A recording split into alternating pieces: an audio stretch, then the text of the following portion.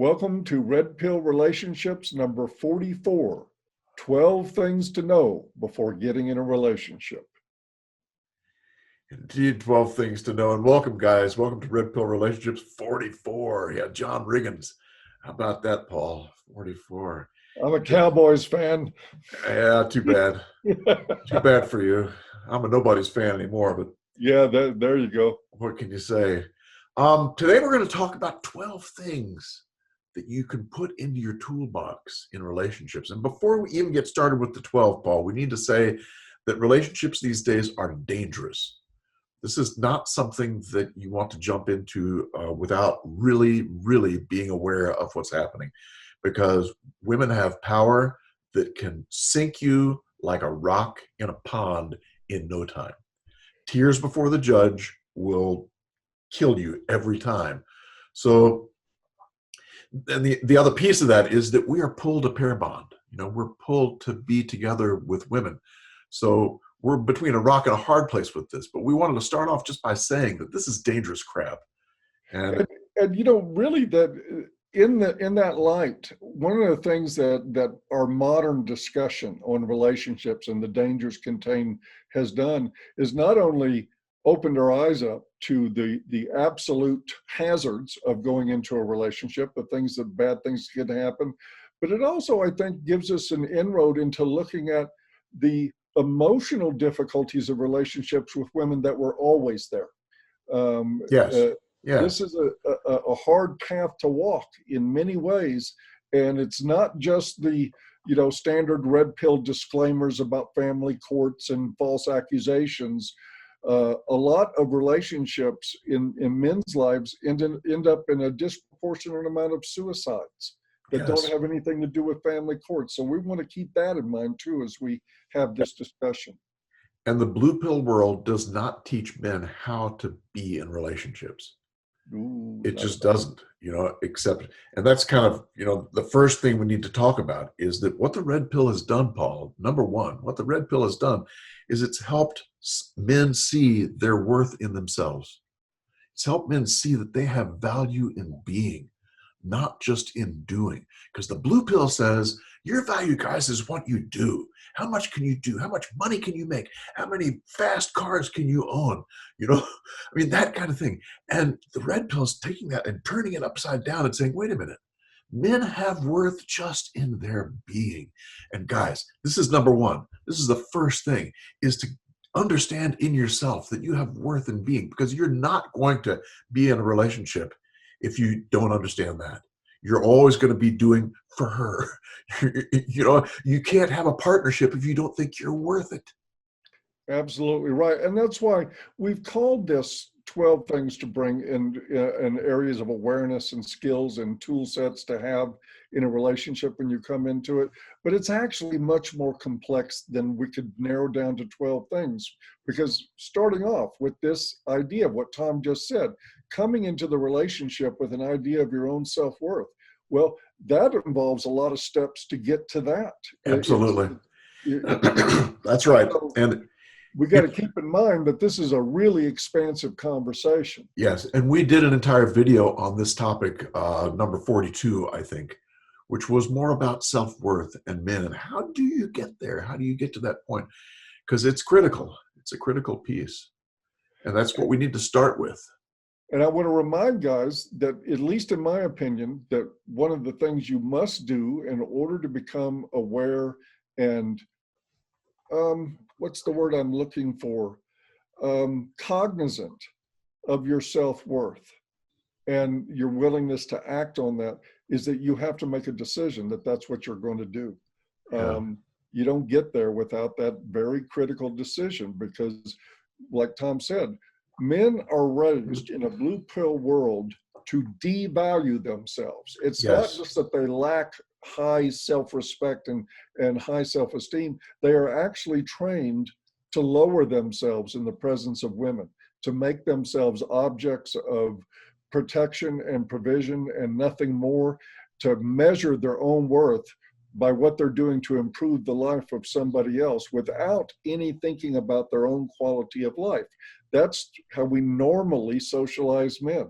So to go up against that, the first thing you're going to have to do is look at that and say, okay, I'm consciously rejecting this bullshit. Yes. I am consciously choosing a different way of seeing myself. And from there, all things are possible. Yes. And it's got to start from yourself, because there's probably nobody out there that's going to help you do this. You know, you got to start yourself. What's that? The world will work against you Yes. to do this. Yes. You'll have to do this facing opposition from family, from friends, from women, from society who tells you to man up. And you're being selfish, Paul. You're being selfish. You're only thinking of yourself. And my answer to that is you're goddamn right. Exactly. Exactly. Don't say that like it's a bad thing. Exactly. There you go. So that's number one. What's number two, Paul? It's important to work, number two, family of origin issues. Ooh. Man, this is to me, Tom, is just as profound, just as big as blue pill indoctrination. Family of origin issues hand you the rules that you're going to live by. It hands you the way you see yourself in the world. It conditions you to a set of rules from a family that may not have been acting in your best interest. And often we find that what serves the family doesn't always serve the individuals in it. Amen to that. So you have to look at what was your role in your family? How were your parents? How did your interactions work with your siblings? What were the traumas in your family? And we all had some form of traumas in our families. Again, and that's a process of looking at that and rejecting it. And again, for clarification's sake, I'm not saying you have to reject your family of origin. No. Sometimes in real abusive families, that's really the thing to do, but it's not nearly always. But what you can reject, for instance, if you're a family scapegoat, and the family blamed you for things that goes wrong, and that the family would be okay if it just weren't for this one black sheep, you can reject that, and you can insist that your family find somebody else to blame because you're not going to accept it anymore. Yes. And guess what? When you do that, they will. They will literally find somebody else to blame when you've officially rejected that role in your family. But it takes a long time, Paul. It does take a long time. It's not an easy fight. It's not a short-term project, so it takes a while, but it can be done. And I think that, a lot of the guys that we know in the red pill world are actually from that role, that scapegoat role. Interesting, Tom, I just did a survey on my Patreon recently, a few days ago, and I was actually startled at the results. What was that? What did you ask? I asked my community there of red pill guys on my Patreon, about 140, 150 guys, what role were you in your family growing up? Two most prominent, I would have figured mostly all scapegoat. Well, I was wrong. It was a lot of scapegoats. They were just about tied, I think tied, or maybe a little inching out though, by lost children. Yeah. So the lost child and the scapegoat turned out, and guess what? Almost no family mascots. And that makes perfect sense to me too. You know why? Because the family mascot's job is to distract the family from reality. Yes. It is their job. They cut up, they're the class clowns, they make people laugh.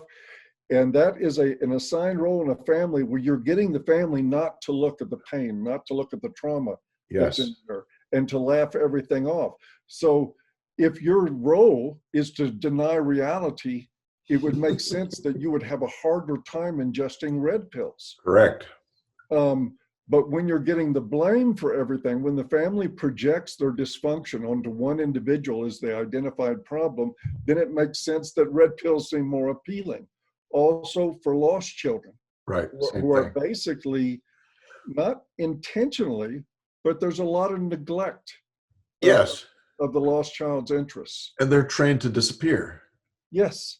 So it makes it easier to disappear from the blue pill world. Yes, it does. It makes perfect sense. Yeah. So, interesting. In somewhere down there was actually a few more family heroes than I thought, Tom, than I would have thought. And that's one I'm still struggling with. I'm still struggling to make sense of that because the family hero is invested in the narrative, very much so. Yes, but I guess, the family courts don't discriminate. So family hero Yeah. down just as much as they're going to take anybody else down. And it's wake up time, man, for everybody. When you Yeah, get that like that. there you go. I think you hit on something there. The family courts don't care if you're a golden child. Exactly. They don't give a shit. They're Nope. going to take your house, your car, your kids, no matter what. Yep. Anyway, so that's important part of family of origin stuff is looking at your own piece of things. But another critical part is looking at what your date has a family origin stuff. And it's easy to look at. Look at what her relationship is with her father. Look at what her relationship is with her mother and see if her parents have been divorced or not. If you find a woman whose parents have not been divorced, she has a good relationship with her father and mother, that's a green light, at least to begin with. It's a starting green light.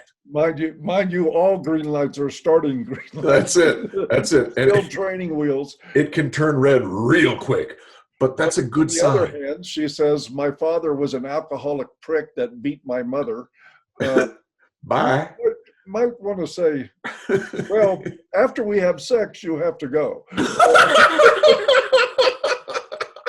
That is, at least that's my personal take. Number 3, the third thing, moving on here, the ability, Tom, to say no. So critical. Oh, so critical. Man. And this is so important for guys to use. If this is a toolbox, this is one of the most important tools in that box, Paul. Absolutely. And I have been telling guys for years, if you want to test, and you do want to test women who are coming into your lives, you want to see how they operate when they don't get their way. That is one of the most critical things you can learn up front about a woman is what is her reaction to not getting her way. Yes. So what I always suggest is find something to say no to, something trivial. Find it, make it up. I don't care. No, I don't want to see that movie. No, I don't want to eat there. But then you watch her like a hawk. You look for everything down to subtle body language, facial expressions, how she reacts to hearing the word no. And guys, if she's punitive, if she gives you that, fine. We'll see. Dude, if she'll do that during the infatuation part of a relationship, just imagine what she's capable of when she hates the ground you walk on. Hell is on its way. If a woman can't handle a no with grace and dignity and maturity, she is dangerous. Yeah, and think about your male friends and what they do when you say no. How do they respond? No, and can't make it. Sorry, dude. Okay, we'll see you next time, right? Yeah, exactly. Okay. That's what happens between men. When you tell women no, frequently it's, what do you mean? No, you can't say no to me. I have a vagina. It's so true.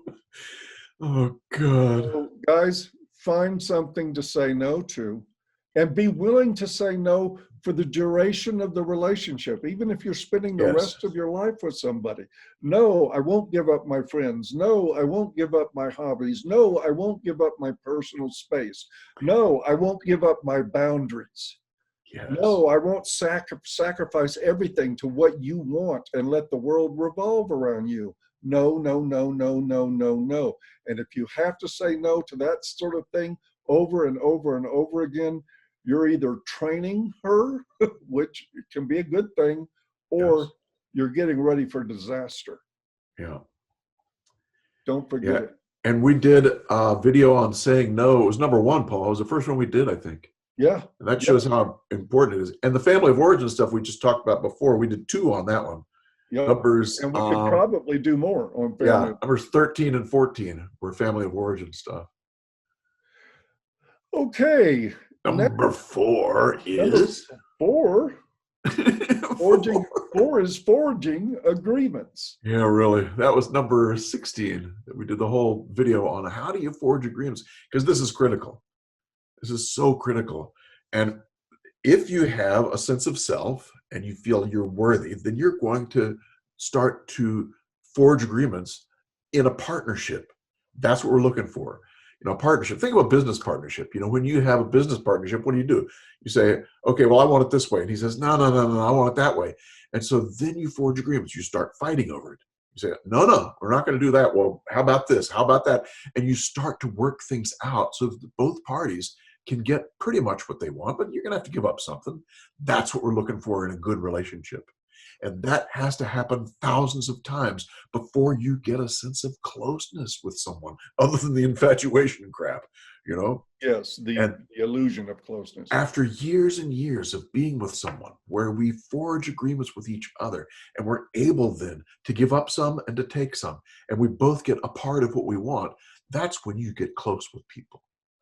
This is what builds closeness, And the interesting thing about that is that we just got through covering in number 3, the ability to say no. Guess what? You have to be able to hear no too. Yes, exactly. You've got to bring a willingness to compromise to the table. And if you can't do that, you probably shouldn't be in a relationship, Yep. because nothing would ever be fair. You would never develop the intimacy and the trust and the closeness that we're all looking for if we're going to engage in relationships by being selfish. And yes, men can be selfish too. Absolutely. But we're assuming in our audience, since you're red pill guys, since you're self-aware and introspective and open-minded to new ideas, that this is probably not a big issue, I think, with the whole red pill audience. Right. I think most of the men who got here have the experience of trying to be fair in relationships, only Yes. to have it reciprocated with selfishness and Yes. one-way deals. Yes. So keep that in mind. And Forging agreements is important. when you have that sense of self, you do not put up with one-way deals. You simply don't, because it's not fair. That's not fair. That's not a partnership. Nope. That's a blue pill down the tubes. You're sunk. So this whole thing of working out partnership agreements is so critical, so important. You can start early, Paul. You can start early when you say no early in the relationship, and then you say, well, how about this? How about that? And see if you can bargain with each other. Absolutely. See if you can work with each other. If you can't, then that really tells you a lot right there. And this is where I think masculine leadership really comes into play a lot in relationships. And again, with some people, depending on your age or level of maturity, we have to grow into learning what leadership means. It doesn't mean being the boss and calling the shots per se. What it means is more like being the captain of a team. And the captain of a team takes in the needs and the wants and the desires of the team, not just the captain's needs and wants. Right. He's always acting in the best interest of the team. Yes. Yes. And so when you learn to look at it that way, then you get into making compromises and better decisions, and it tends to work out better for everybody. Yes. And men have a natural capacity to do that, Paul. At least that's been my experience.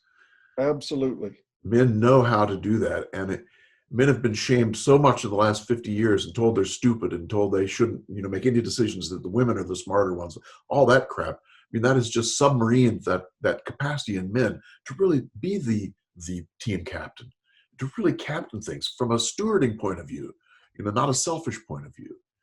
But I think men have that naturally. I think men do that automatically, Yes, they do. When they're in an environment where it's not shamed and ridiculed. And of course, part of your job in this thing is that you turn your relationship into an environment where masculine leadership is embraced. Yes, yes, exactly. Absolutely. And admired. And admired. Yeah. And if she can't do that, screw her. And then leave. And then leave. Yes. And pump and dump time, you're going to run across that in your screening process. And that's a fun thing about the screening process, Tom, is you get to pump and dump. Oh, well, you were good enough to lay some pipe, but not to lay plans for the future. Sorry about that. Okay. Number 5. Keep your cool. Your cool keep your cool, keep your cool, keep your cool. Really? There is nothing more frustrating and aggravating than an immature woman. Oh, And guess man. what? Early in our relationships, I don't care if you're 50 years old, Yeah. you're going to be dealing in all likelihood with a woman that has broad, wide streaks of immaturity, of irrational expectations. And it can become very, very frustrating. You're also going to run into communication styles with women that are, there's all this mythology about women and their emotional acumen. Women, Tom, in my experience, are emotionally retarded. That is my experience with women. Huh. They think they're emotional goddesses. They think that they are the queens of the emotional realm, only they're confused. They think being a slave to how they feel at any given moment means that they're great with emotions. No, it doesn't. It means you suck at emotions. And you can't control and master the way you feel. You can't let your intellect rise above your feelings. How many guys out there, millions of you, have found themselves frustrated to no end with a woman who just will not reason? What did Jack Nicholson say in As Good as It Gets? When she said, "How do you write women so Right. well?" He said, "I think I start with a man and take away reason and accountability." And these things, and that's funny. It was a great movie line. It's It was a very great line, man. This stuff is behind some very serious dysfunction in relationships, Yes. and even abuse. A lot of times when men are abusive, it is the frustration with dealing with a woman who steals the reason out of the relationship, and the Huh. absence of reason is hell. It absolutely is. It's relationship hell to be with Yes. somebody who just moves the goalpost every 30 seconds in an argument and who isn't decisive and isn't accountable.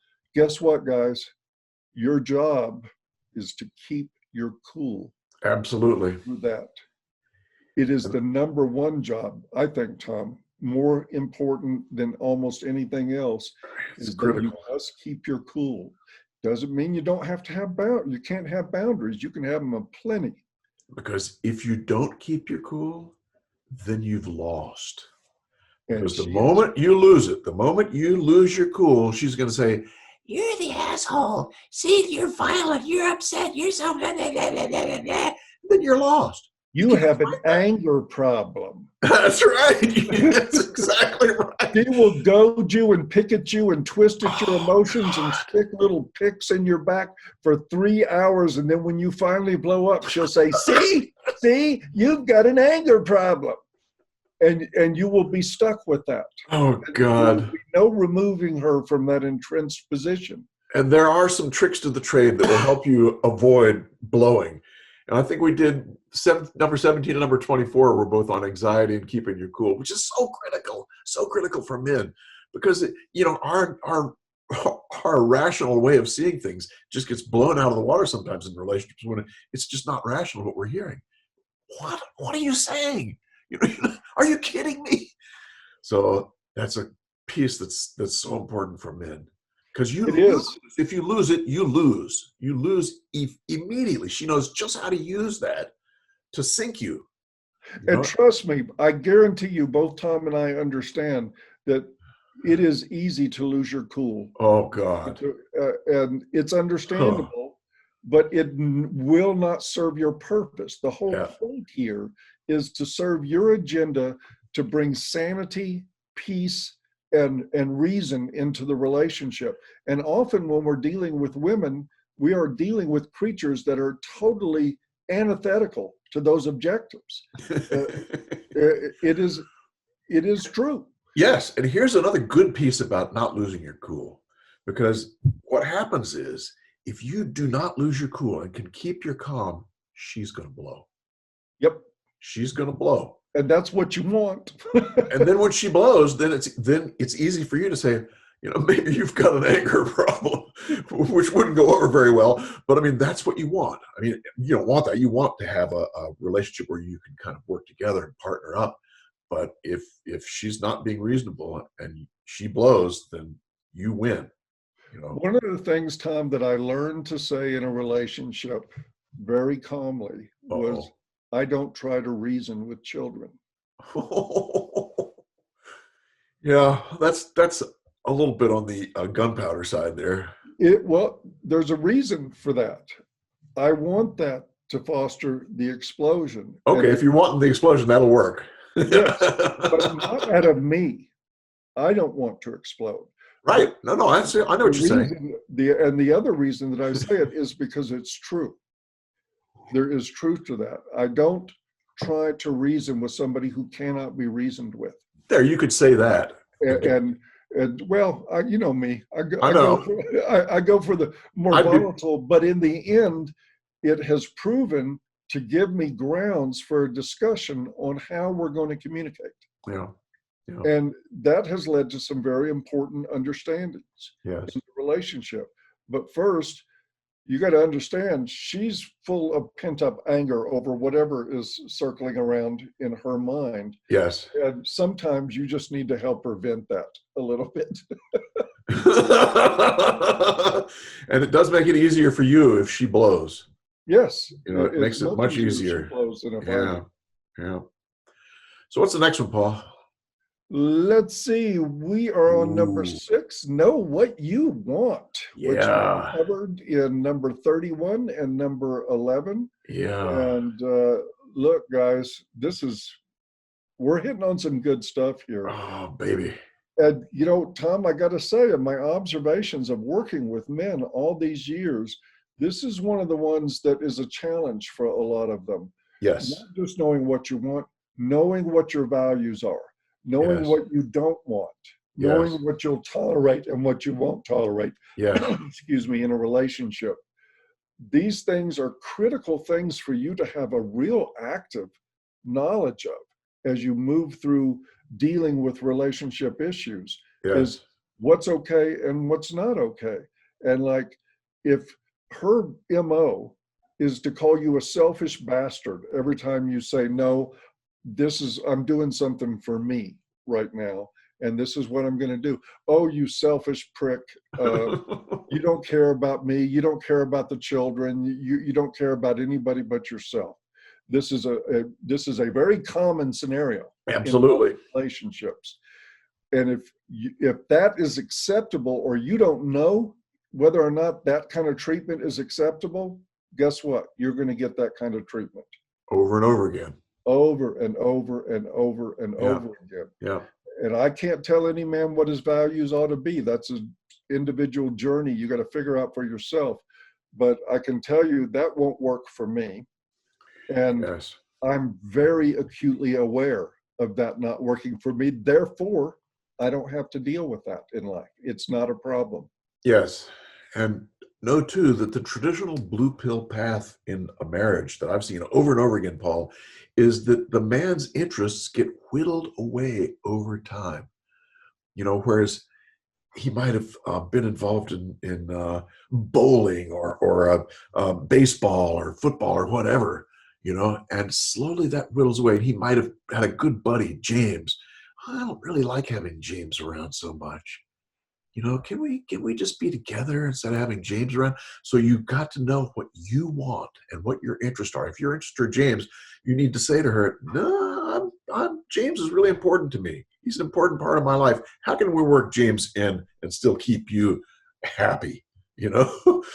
And even if that means she's just going to have to learn to suck it up and be happy. That may be the product, yes. But I mean, this is part of partnership. You try and work things out. You try and barter with things. But James is not leaving. But you also do it with the number one in mind, what we talked about in the very beginning, your self-worth. Yes. Who are you? I am worth it to have James as my friend. And this is an important part of my life. This is important to me. And stand up for it. Stand up for it. Absolutely. But know your interests. A lot of guys have lost almost all of their interest, Paul, by the time they get divorced and they end up in the street and they, what the hell? And think back, guys, to when you were 10, 11, 12 years old. What things did you like then? You know, and sometimes that rekindles, yeah, you know, I really liked, you know, whatever, baseball, who knows what. I really liked, who knows, Paul? Fishing, whatever. And rekindle that. Start thinking about the things that you liked before that have dwindled away. Know what you like. Know what you want.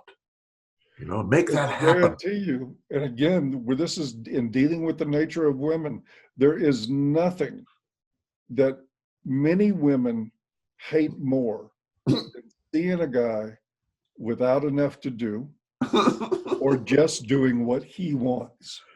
Oh boy. And that's a reality in learning to deal with women. This is their nature. They want to direct your energy, your power, your abilities into serving them. Yes. And it is on you to make sure that that doesn't become a lifestyle mode for you. Yes. Where that everything you do is about them. And because what a lot of guys do, Tom, and I think is really sad when I see it, is they train their own minds. They trick themselves into believing that this is what they really enjoy in life. It's all about her. Right. And God, I mean, my heart sinks when I hear, oh yeah, well, of course, everything I do is for her. And every time I've seen women wearing those T-shirts that say, more me, less you. No. Yes. Oh, God. You can buy those online. And because this is the society that we live in. We live in a monocentric world. That's crazy. And it's up to you to own yourself. Yeah. Let's move on. Number 7. Paul, do you think we've done enough for today? Because if we've done half of them, maybe we should do the next half next week. Okay, yeah. Let's do that. I think because we've been going about 30 minutes, right? Yeah, we have. And I meant to thank Big John for his idea about this, because it was Big John who kind of said, how about a toolbox for men? You know, what would you say? What would you and Paul say? So thank you, Big John. It's okay to quit? It's okay to quit. We'll keep everybody hanging. We'll keep you hanging for next number 7. Number 7 through 12 next time. Should we give a clue about what number 7 is? Let's see. Well, it's back to women's nature. We'll leave it like that. We'll leave it like that. We'll leave it like that. So thank you all. And remember, men are good. As are you. Indeed they are. You all take care. We'll see you. Take care, guys. Bye-bye. Bye-bye, Barney.